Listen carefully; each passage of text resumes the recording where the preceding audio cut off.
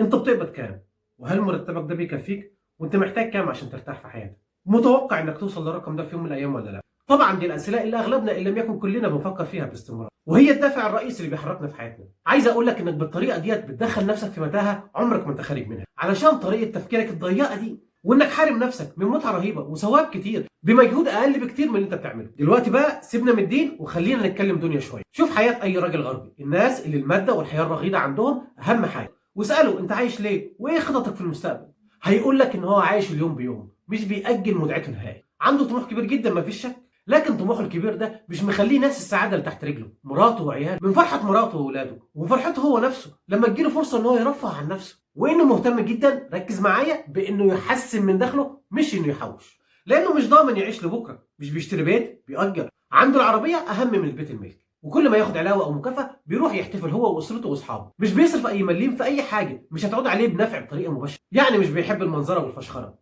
ايه رايك بقى في طريقه تفكيره؟ سيبك منه بقى وخلينا نرجع للاسلام. ربنا سبحانه وتعالى بيقول ان الله اشترى من المؤمنين انفسهم واموالهم بان لهم الجنه. يعني ربنا سبحانه وتعالى بيقول لك ان الفلوس اللي انت بتجمعها دي انت بتجمعها علشان خاطر تديها لربنا سبحانه وتعالى علشان يدخلك الجنه، يعني حرفيا بتشتري الجنه بفلوسك. وقال رسول الله صلى الله عليه وسلم: من أصبح آمنا في سربه معافا في بدنه عنده قوت يومه فقد حيزت له الدنيا بحذافيرها. هنا الرسول عليه الصلاة والسلام بيقول لك ركز على الكنوز اللي معاك اللي هي أهم من الفلوس، الصحة والأمان، وإنك تكون مكفي أهل بيتك بس من الأكل والشرب. ودي على فكرة ناس كتير مفكراها حاجة بسيطة، بالعكس دي حاجة قوية جدا. في ناس مستعدة تدفع كل ما تملك مقابل حاجة واحدة بس.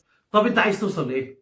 أنا عايزك بس تغير نظرتك للفلوس في حياتك وتحطها بالظبط في المكانه اللي تستحقها. الفلوس وسيله في الاول وفي الاخر، مش غايه في حد ذاتها. يعني انا بجمع فلوس علشان استمتع بحياتي، فلو سعي ده مش هيخليني مستمتع بحياتي فبلاها الفلوس دي خالص. ازاي يعني؟ هقول لك مثال. دلوقتي انت لو شغال 8 ساعات في اليوم بتاخد 10000 جنيه في الشهر، وبتاخد يوم الجمعه اجازه، بتقعد فيه مع اولادك، بس انت مش عاجبك المرتب، فتعرض عليك شغل تاني 14 ساعه شغل في اليوم والجمعه مش اجازه، بس هتاخد 25000 جنيه في الشهر.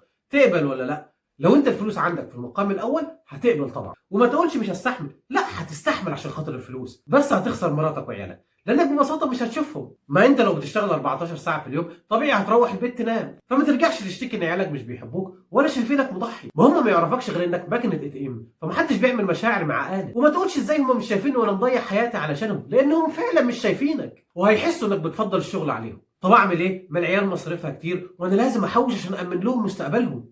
اقول لك انت كده لا عايش لا دين ولا دنيا. هقول لك حاجه بسيطه، شوف اي حد غني في العالم كله مهما كان دينه، شوفه بيقضي كام ساعه في الشغل، عمرك ما هتلاقي اي حد فيهم مش بيفضي وقت لنفسه او لعيلته لو كان متجوز، لان ببساطه انا بشتغل عشان اعيش، مش بعيش عشان اشتغل. طيب انا مش غني، انا واحد بشتغل لان ظروفي صعبه ومش مكفي الاحتياجات الاساسيه ليا ولعيلتي بس. اقول لك برضه انت غلطان، انت بتعيش حياه مش بتاعتك. الاهم بالنسبه ليك دلوقتي انك تعيش على قد امكانياتك انت ومراتك وعيالك، مش شرط تقعد في احسن مكان، هات شقه على قدك او اسكن حتى في ايجار. مش لازم ولادك يدخلوا احسن مدارس، دخلهم مدارس على قدك. مش لازم تشتري ليهم لبس كل شهر، خليها بس في المناسبات. عيش على قد امكانياتك بس عيش. لازم ترتاح وتريح اللي حواليك. المهم العقل، مش يبقى مرتبك مش مكفيك لاخر الشهر وانت بتصرف فلوسك على التفاهات. انت كده بتخش في الحيط. ده انا بقول لك لو حاجه من الاساسيات وانت معكش ثمنها بلاها دلوقتي. وعلى فكره السعاده مش بالفلوس، السعاده بالونس والحب والطمانينه. والله انت لو ما صرفتش على اولادك بس كنت موجود معاهم كدعم معنوي افضل بكتير. طب كويس قوي كده، انا هقعد مع عيالي وما اصرفش عليهم خالص. يا عم هو يا كده يا كده. ما تشوف ربنا سبحانه وتعالى بيقول ايه: ولا تجعل يدك مغلوله الى عنقك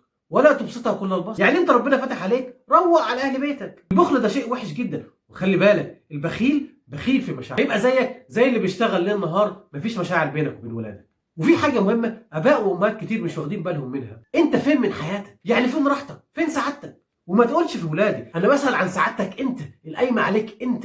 يعني ليه ما تاخدش مراتك في مره وتطلعوا تتمشوا سوا، او تطلع مع اصحابك الرجاله ومراتك تطلع مع اصحابها الستات، او تروح جيم مثلا، او تطلع سفريه. لازم توفر وقت لنفسك وكمان فلوس لنفسك بس على قد امكانياتك. انت شكلك كده مش بتاع شغل وعاوز تقعدنا جنبك. لا ابدا، انا عايزك غني جدا وناجح جدا، وده مش هيحصل غير لما صحتك النفسيه تكون كويسه. مفيش حد ناجح بيكون حزين او مكتئب. السكه دي نهايتها وحشه جدا، يا تبطل شغل ويحصل ما هو اسوأ بكتير مما ممكن تتخيل لما تتراكم عليك الديون، والله اعلم هيحصل لك ايه في الاخر. يا ممكن من كتر الضغط يحصل لك مشكله كبيره جدا في صحتك لا قدر الله. في النهايه هقول لك شويه نصايح يمكن تفرق معاك. واحد، خلي ربنا دايما والاخره قدام عينيك، رزقك كله من حلال، وهدفك الاسمى ان الفلوس اللي بتجمعها دي تكون سبب في دخولك الجنه مش النار. اتنين، الاسره اهم من اي شيء اخر، واسرتك محتاجه لوجودك اكتر من فلوسك. ثلاثه، اوعى تبص اللي في ايد غيرك. ربنا سبحانه وتعالى بيقول: ولا تمدن عينيك الى ما متعنا به ازواج منهم زهرة الحياه الدنيا. يعني لو ربنا رزقه بحاجه ما تبصلوش فيها، ركز في حياتك واعرف اننا مش في منافسه مع بعض في الدنيا، المنافسه في الاخره. أربعة، اهتم انك تحسن من دخلك مش انك تحوش، يعني الدخل اللي بيجي لك اقلم حياتك عليه، مش تمسك على نفسك وتحوش، لانك كده عمرك ما هتكون غني او مبسوط، لانك لما ترتاح نفسيا هتحاول بكل الطرق انك تحافظ على المستوى المادي اللي انت فيه ده، وده مش هيحصل غير لما تزود دخل. المهم انه ما ياثرش على بيتك، وصدقني لو انت صادق مع ربنا سبحانه وتعالى هيرزقك من حيث لا تحتسب، وهيفتح لك طرق خير كتير، لانك ببساطه فضيت جزء كبير جدا من مخك في الحزن والتعب على حاجات انت اصلا مش محتاجها، زي يكون عندك بيت كبير او عربيه اخر موديل، ولازم تحوش وتقرص على نفسك عشان توفر فلوس للحاجات دي. اللي انت ما تعرفوش انت كده بتقلل من امكانيات مخك في التطوير والتفكير السليم، لانك قصرت امكانياته على شويه حاجات عايزهم ويا ريتها حتى مفيده.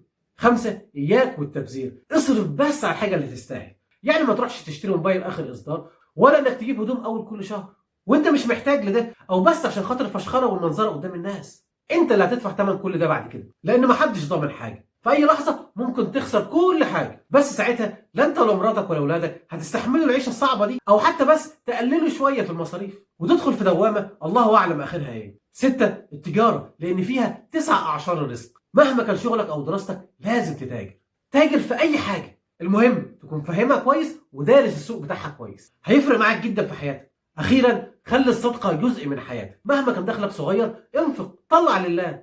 الصدقه دي رهيبه جدا زي السحر كده، بتنقي قلبك من الشرور، وتعرف ان في ناس عايشين عيشه اقل منك بكتير، فتحمد ربنا سبحانه وتعالى وعمرك ما هتسخط عليه. وكمان الرسول عليه الصلاه والسلام بيقول: ما نقص مال من صدقه، يعني مهما طلعت لله هيرجع لك اكتر منه بكتير. ولينا في سيدنا عبد الرحمن بن عوف خير مثال. سيدنا عبد الرحمن بن عوف كان بيطلع لله كانه عايز يفلس، كان بيطلع بغزاره شديده جدا، لكن سبحان الله كل ما يطلع كان ربنا بيرزقه اكتر واكتر، لدرجه انه لما مات جم وزع الورث بتاعه، الذهب بس اللي كان عنده في التركه كانوا بيقطعوه بالمنشار. شفت قد ايه؟ في النهايه الفلوس مهمه جدا، والاسلام حسنا ان احنا نجمع الفلوس على قد ما نقدر، بس المهم هتجيبها منين وهتنفقها فين، واوعى تضيع حياتك في البحث عن المال. اللهم صل وسلم على سيدنا محمد. انا كده خلصت، سلام عليكم.